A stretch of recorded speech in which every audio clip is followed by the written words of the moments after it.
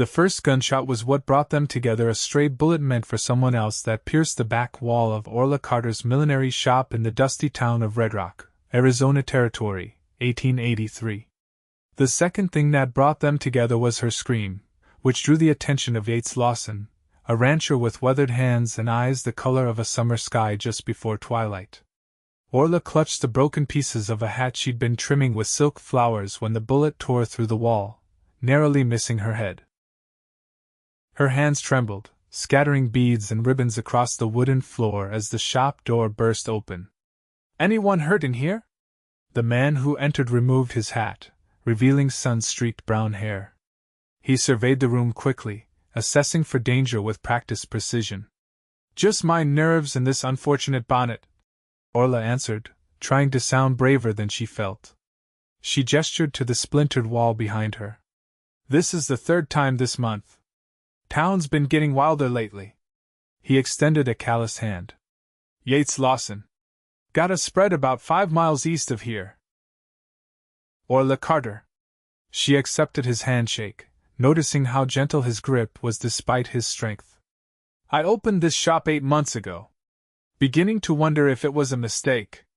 Nothing in Redrock is a mistake except maybe Sheriff Dobbs' inability to control his town."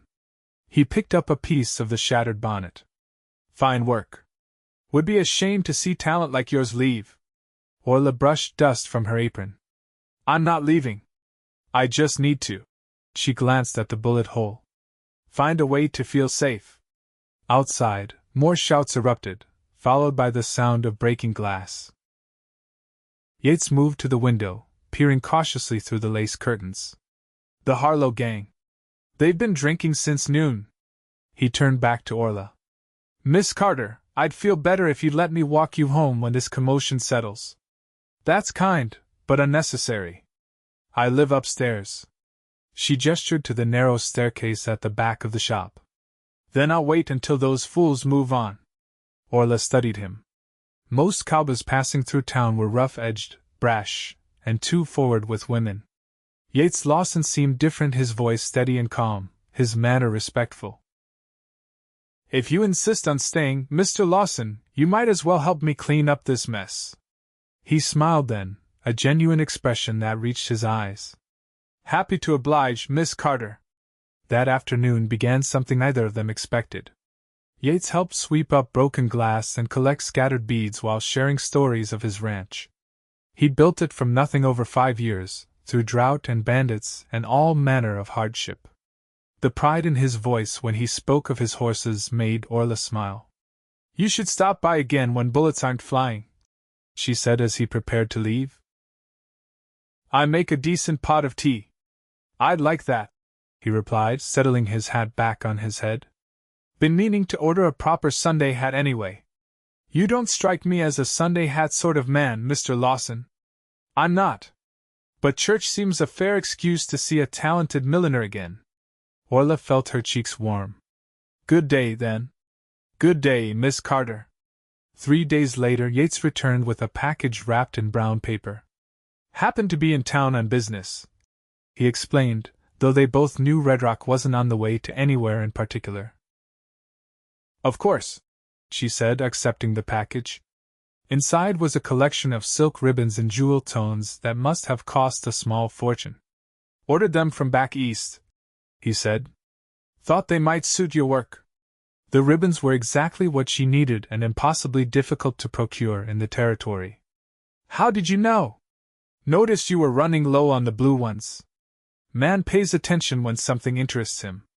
Their meetings continued this way, casual, seemingly coincidental encounters that both knew were anything but. Yates would bring small gifts, imported needles, special thread, once even a book of French fashion plates. Orla began saving her most amusing customer stories to share with him, delighting in his deep laugh. In a town where most people looked through her rather than at her, Yates truly saw her. He noticed when she changed her hairstyle, complimented the clever way she designed hat displays, and asked thoughtful questions about her craft. "Why millinery?" he asked one afternoon as they shared tea at the small table in the corner of her shop. "My mother taught me. She made hats for ladies back in Boston." Orla ran her fingers over a piece of velvet. I was supposed to marry the son of my father's business partner, but he. She hesitated, old pain surfacing. He found someone with a larger dowry and fewer opinions. His profound loss. Yates said simply. Father thought I'd never find another match at 25, so I decided to make my own way instead. She smiled, though it didn't reach her eyes. Headed west where no one knew me or my humiliation. Brave decision. Or desperate. Sometimes they look remarkably similar. Yates leaned forward. Either way, I'm grateful for whatever brought you here. The sincerity in his voice made Orla's heart flutter in a way she hadn't experienced before, not even with her former fiancé. With Yates, she felt seen for who she truly was, not what someone wanted her to be. As spring gave way to summer, their friendship deepened. Orla began riding out to Yates' ranch on Sundays after church, where he taught her to handle a gentle mare named Penny. She loved the freedom of those afternoons, away from town scrutiny, laughing as she learned to pose properly in the side saddle he found for her. "You're a natural," he told her after she successfully navigated Penny through a series of simple turns. "I'm terrified," she admitted with a laugh. "But I'm learning that's not always a reason to stop." On those Sundays, Yates would show her around his property, pride evident in every description of how he built irrigation systems or improved his livestock. His hands were never idle, even while mending fences, checking crops, always improving something. Orla admired that about him, the way he built his dreams into reality through sheer determination. In turn, she began teaching him to dance properly when he confessed he'd never learned. "Can't have you stomping on ladies' feet at the Founders' Day social," she teased, positioning his hand at her waist. "Not interested in dancing with ladies." "Just one particular lady," he replied, causing her to miss a step. The connection growing between them wasn't lost on the town. Whispers followed Orla as she walked to the general store or post office. The banker's wife, Mrs. Porter, made a point of commenting that ranching men rarely make suitable husbands for educated women, while the saloon girls openly appraised Yates whenever he rode into town. "People are talking," Orla mentioned casually one evening as they sat on the bench outside her shop, watching the sunset paint the distant mountains purple.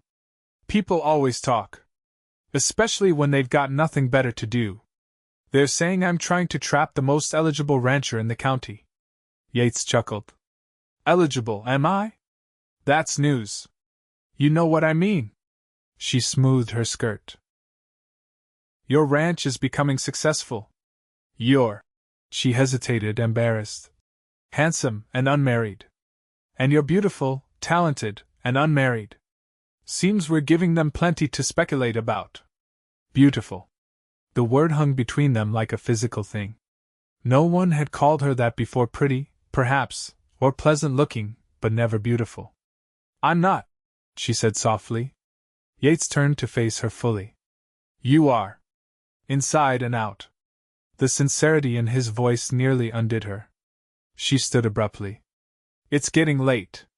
He stood too, concerned by her sudden change. "Orla, have I offended you?" "No, I just..." She struggled to articulate the panic rising in her chest. "In Boston, I learned what happens when people notice you. They find your flaws. They use them against you." Understanding dawned in his eyes.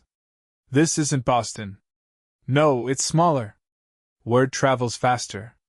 Yates stepped closer. "What are you really afraid of?" The question pierced through her carefully constructed defenses. What was she afraid of? The answer came unbidden. Being seen. Truly seen. And then found wanting. Again. For a long moment, Yates said nothing. Then he gently took her hand. "I'm scared to be seen," she whispered, voice breaking. "Then hide beside me," he said softly. "I'll face the town." The simplicity of his offer protection without possession brought tears to Orla's eyes.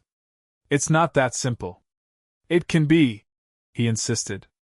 "Whatever you're running from, whatever happened before, it doesn't matter to me. I see you, Orla. Just you. And I like what I see. That night, alone in her rooms above the shop, Orla sat by the window watching distant lightning illuminate the desert. Yates' words echoed in her mind. Hide beside me. I'll face the town. No one had ever offered to stand between her and the world before. The next day brought unexpected trouble. As Orla opened her shop, Sheriff Dobbs appeared at her door, hat in hand. Miss Carter, might I have a word? Something in his expression made her stomach knot. Of course, Sheriff. Got a telegram yesterday. He shifted uncomfortably. From Boston. Man named Everett Camden asking about you. Orla's fingers tightened on the counter. What did you tell him? Nothing yet. Thought I'd speak to you first. Says he's your fiancé. Former fiancé, she corrected, anger flaring. Very former. Sheriff Dobbs nodded. Figured as much. Man doesn't chase a woman across the country if things ended properly. He set the telegram on the counter. Thought you should know he's asking questions. Says he'll be arriving on Friday's stage. After the sheriff left, Orla sank onto a chair, telegram clutched in her hand. Everett, coming here. The humiliation she'd fled was following her, threatening the new life she'd built. She didn't realize she was crying until a tear splashed onto the paper. Quickly, she locked the shop and ran upstairs, throwing essentials into a carpet bag. She couldn't face Everett, couldn't bear the town witnessing her shame when he inevitably revealed how she'd been jilted, how her own father had practically begged the Camdens to reconsider. By midday, she was on the stagecoach headed north, a hasty note left for Yates explaining nothing beyond that she had to leave and he shouldn't follow. But Yates Lawson wasn't a man who accepted defeat easily. When he found her note, he went straight to Sheriff Dobbs, who reluctantly shared the telegram's contents. Understanding dawned immediately. Which stage did she take? He demanded. Northbound, 'bout 3 hours ago. Yates was on his fastest horse within minutes, pushing the animal hard along the stage route. The summer heat was merciless, dust clouding behind him as he rode. He caught up with the stagecoach at Copper Creek Station, where they stopped to change horses. Orla was stepping down from the coach when she spotted him, his horse lathered and heaving. Yates! What are you? Running doesn't solve problems, he said, dismounting. Believe me, I've tried. You don't understand. I understand enough. He approached slowly, as if afraid she might bolt again. This Camden fellow, he hurt you once. I won't let him do it again. It's not that simple. She looked around nervously at the other passengers watching their exchange. I was humiliated. My father nearly bankrupted himself increasing my dowry after Everett broke our engagement. Then when even that didn't work. She swallowed hard. I can't face him. You don't have to. Not alone. She shook her head. You don't know what Boston society is like.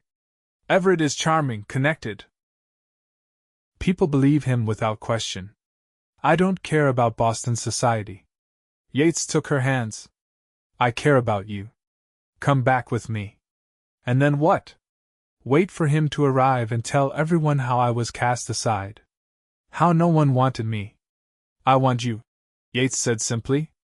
The words hung between them, honest and unadorned. No flowery declarations, just truth. What? She whispered. I want you, Orla. Not your dowry, not your family connections. Just you, your smile, your determination, the way you hum when you're concentrating on a difficult stitch. He squeezed her hands. I want to build something with you. Something real. The station master called for passengers to reboard. Orla looked from the coach to Yates, indecision clear on her face. Hide beside me, he repeated softly. I'll face whatever comes. She hesitated only a moment longer before nodding. All right. They returned to Redrock together, Orla riding behind Yates on his horse, her arms wrapped around his waist, her cheek pressed against his back. Each mile brought them closer to confrontation, but also closer to possibility. By the time they reached town, Orla had formulated a plan. I won't hide, she told Yates as they stopped outside her shop. But I won't let Everett control the narrative either. Whatever you need, I'm here.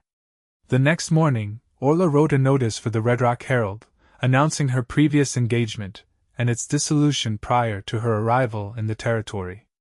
I have nothing to hide, the notice concluded. I came west seeking opportunity, not escape, and have found both purpose and community in Redrock. When Everett Camden stepped off Friday's stage, dressed impeccably in an Eastern suit entirely unsuited to the Arizona heat, he found not a cowering former fiancée but a composed businesswoman waiting with the sheriff and one very stern-looking rancher. Orla, Everett began, his practiced charm immediately deploying. You've led me on quite a chase, my dear. Mr. Camden, she replied coolly. I'm not your dear, and I left no trail to follow. Why are you here? He glanced around, noting the curious onlookers gathering. Perhaps we could speak privately? Anything you have to say can be said here. Everett's smile tightened. Very well. Your father's business is failing. I've come to bring you home where you belong. The misunderstanding between us can be forgotten. Misunderstanding? Orla laughed without humor. You broke our engagement to marry Catherine Wilson for her family's shipping connections, then left me to face the gossip alone. Everett had the grace to look uncomfortable. Catherine's family suffered unexpected reversals. The arrangement is no longer advantageous. So I'm your second choice again? How flattering.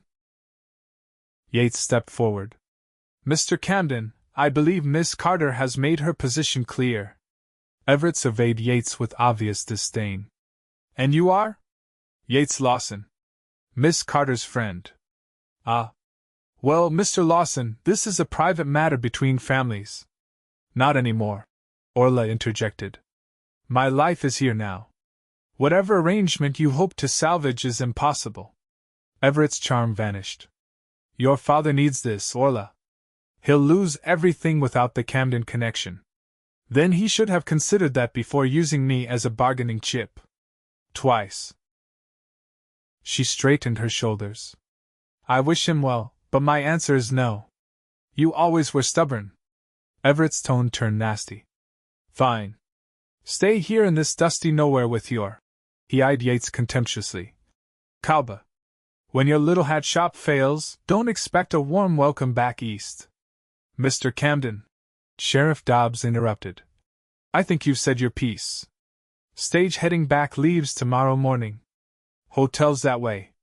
Everett looked as if he might argue, but something in the sheriff's expression made him reconsider.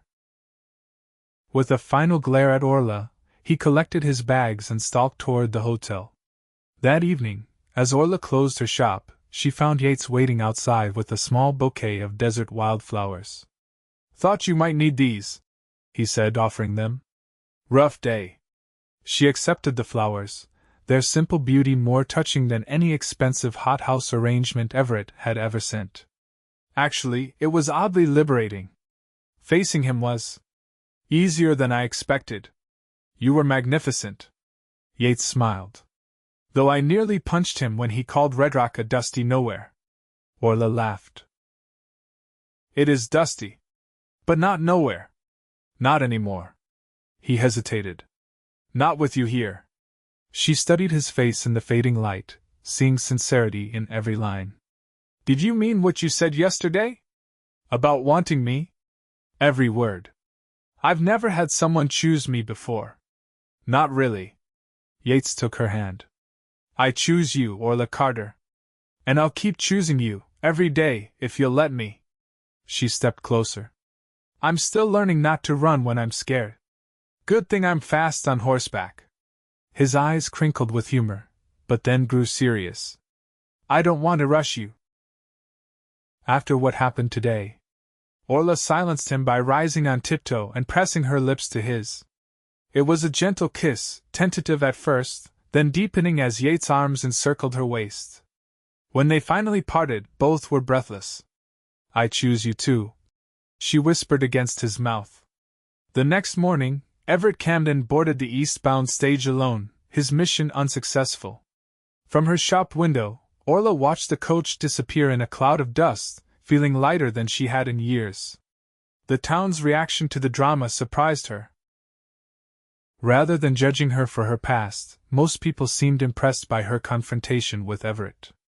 Mrs. Porter actually ordered 2 new hats, and the banker himself stopped by to discuss Orla potentially expanding her business. "Seems standing your ground earned you some respect," Yates observed as they shared dinner at the town's small restaurant that Saturday. "I never thought hiding my past was the answer," Orla admitted. "I just didn't know how to face it. Sometimes we need someone beside us to find our courage." Over the following weeks, their courtship progressed with a sweetness neither had experienced before.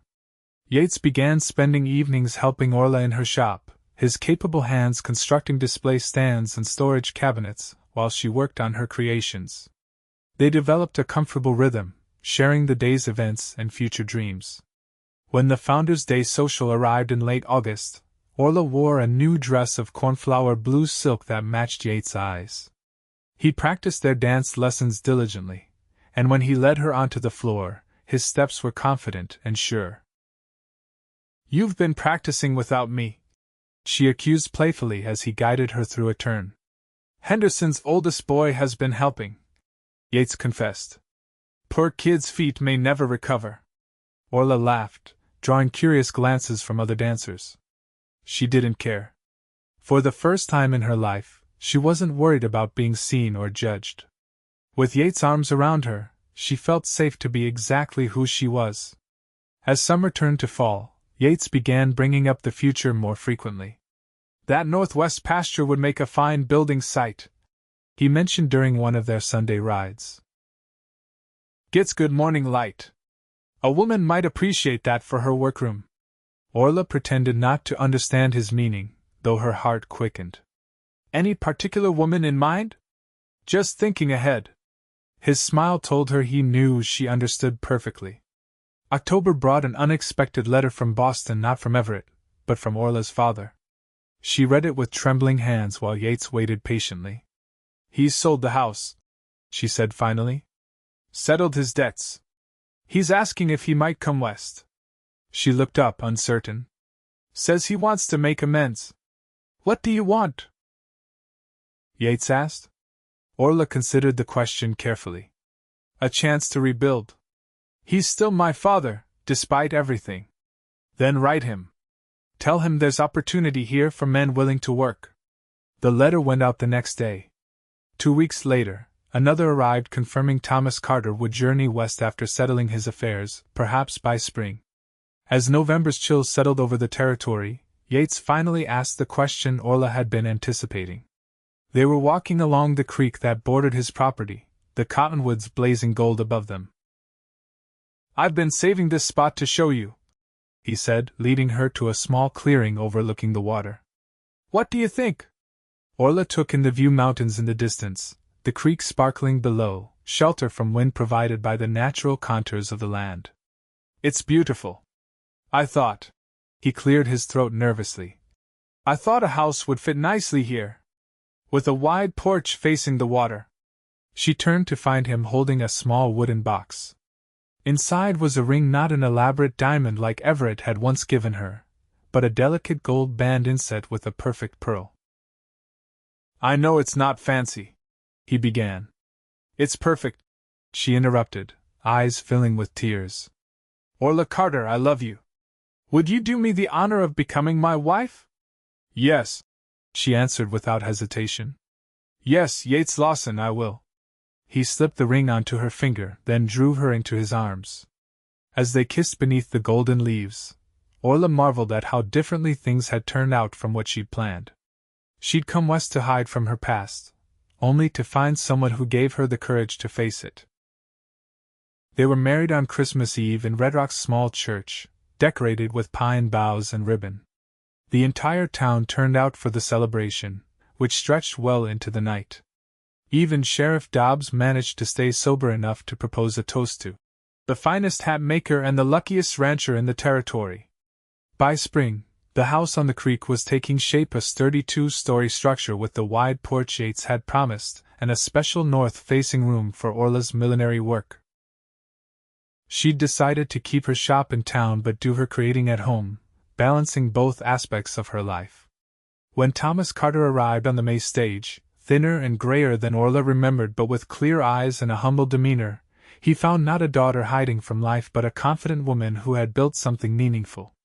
The reunion was tentative at first, but as Thomas proved willing to acknowledge past mistakes, and Yates welcomed him without reservation, healing began. "He's a good man," Thomas told Orla as they watched Yates teaching her father the basics of irrigation systems. "Better than I was to your mother, God rest her soul." "He sees me," Orla replied simply. "All of me." By their first anniversary, Orla's shop had expanded to include ready-made clothing, her designs gaining popularity throughout the territory.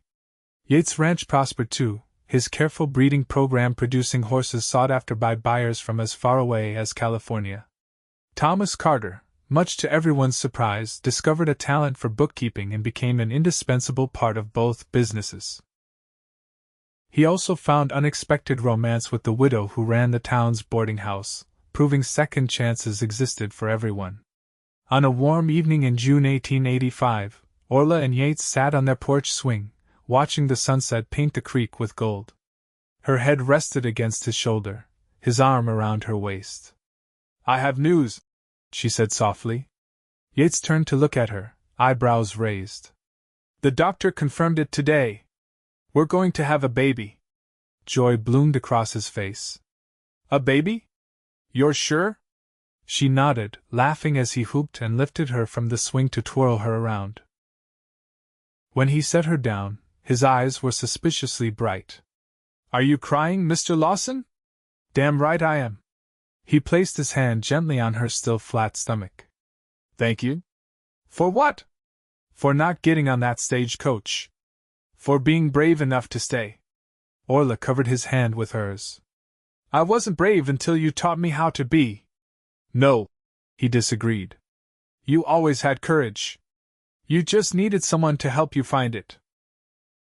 As twilight deepened into night, they remained on the porch, talking of the future, the child they would welcome, the life they were building, the family they had become. Above them, stars appeared one by one, bearing witness to the most unexpected truth. Sometimes running away leads you exactly where you're meant to be. For Orla, who had once been afraid to be seen, there was no greater joy than being truly known and loved by the man beside her. And for Yates, who had faced the town and stood his ground, there was no greater treasure than the woman who had chosen to build her life with his. They had found in each other not just love, but the courage to face whatever came next together.